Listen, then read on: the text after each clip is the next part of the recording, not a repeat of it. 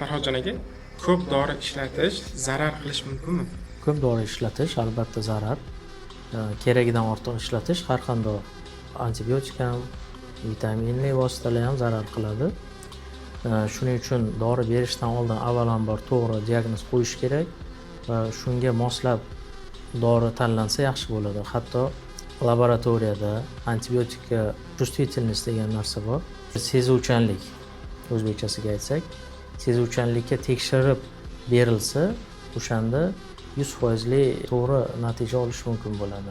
Va yana bitta eng muhim narsa bu dozasini to'g'ri hisoblab berish. Ko'pchilik shunda xato qiladi yoki kam beradi yoki keragidan ortiqcha dozada berib yuborishadi. Shuning uchun bu ham juda ham muhim faktor hisoblanadi. Agar sizda ham qanaqadir muammo bo'lsa, bizga murojaat qiling. Sizga holatingizni o'rganib, oldin to'g'ri diagnoz qo'yib va aynan sizni holatingizda qaysi antibiotik ishlashini tanlab beramiz va qanaqa dozada berish kerakligini hisoblab beramiz.